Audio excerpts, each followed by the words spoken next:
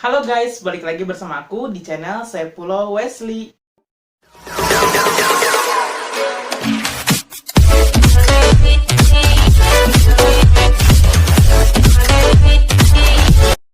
Jadi pada kesempatan kali ini kita bakal membahas sebuah tema yang sama seperti video sebelumnya, yaitu part 2 di seputar kebohongan, dan ini merupakan video part 3. Jadi kemarin itu saya sedang lihat-lihat di kolom komentar YouTube, ternyata ada yang komen dari Mary Maharani. Komentarnya seperti ini. Kak, bisa request gak gimana sih ciri-ciri orang yang berbohong itu? Oke, jadi saya akan membuat videonya di video kali ini. Terima kasih juga buat Mali Maharani yang udah sempat berkomentar di channel YouTube aku di kolom komentar.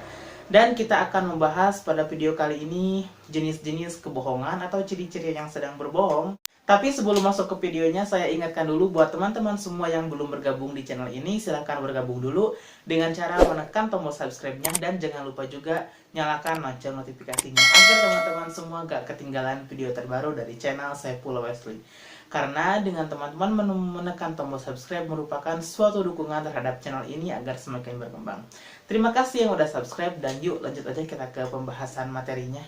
Jenis-jenis kebohongan pada seseorang. Bener gak sih, hampir dari setiap orang itu melakukan sebuah kebohongan terhadap orang yang baru dikenalnya, supaya kita bisa lebih menampilkan diri kita yang terbaik untuk orang yang akan kita kenal itu. Jadi, kebanyakan banyak orang itu melakukan kebohongan dengan orang-orang yang baru mereka kenal, agar mereka itu bisa lebih menonjolkan diri mereka yang baik-baiknya aja ya, membumbui kehidupan mereka itu dengan sedikit kebohongan. Jadi supaya itu mereka bisa hidup bersama ataupun berdampingan di lingkungan masyarakat ataupun teman baru mereka yang baru mereka kenal.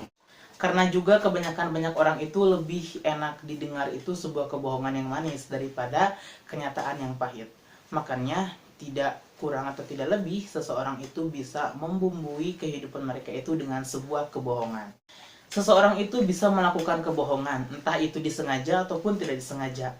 Ada pula seseorang yang sudah prepare ataupun mempersiapkan kebohongan mereka untuk ditunjukkan ke orang luar ataupun teman terdekat mereka. Hal ini dilakukan agar mereka bisa lebih meyakinkan teman mereka supaya mereka mempercayai apa yang dia katakan berupa kebohongan itu, dan mereka bisa mempercayainya. Jadi berikut merupakan jenis-jenis kebohongan yang biasanya orang lakukan terhadap orang lain. Jadi apakah kalian tahu ternyata kebohongan juga memiliki jenis-jenisnya loh? Apa saja? Mari kita simak videonya. Yang pertama, white lies atau bohong putih. Jadi biasanya seseorang yang melakukan white lies ini atau kebohongan putih tidak bermaksud untuk menyinggung perasaan orang lain dan bertujuan dengan baik.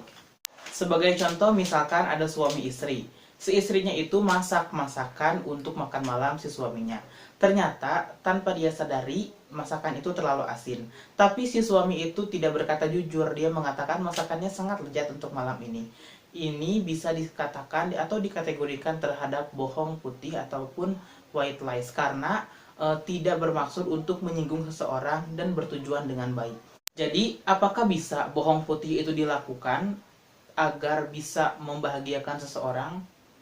Kalau menurut pendapat saya, kebohongan itu bisa dilakukan, tapi dalam situasi-situasi tertentu.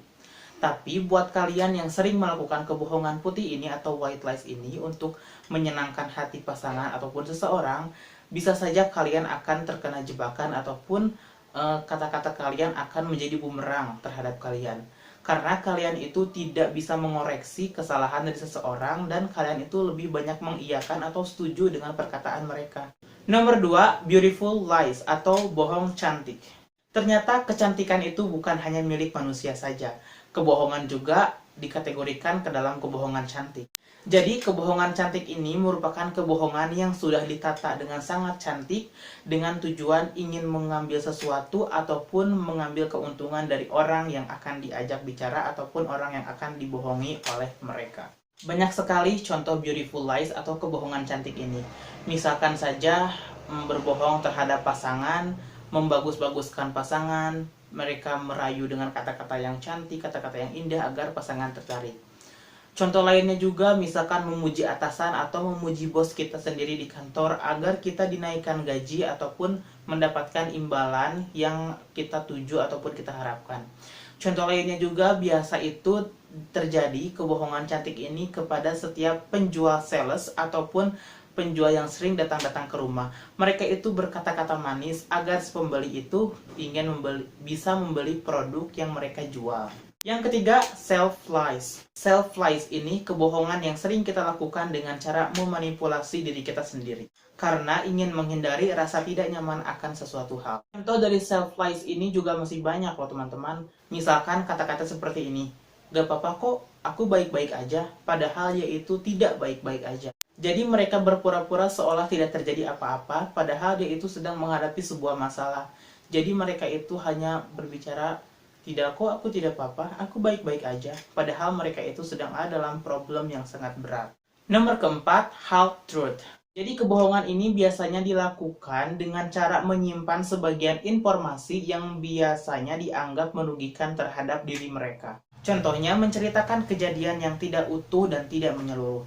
Biasanya mereka itu menyembunyikan sebagian informasi yang dianggap bisa merugikan diri mereka sendiri. Nomor kelima, compulsive lies atau metomania.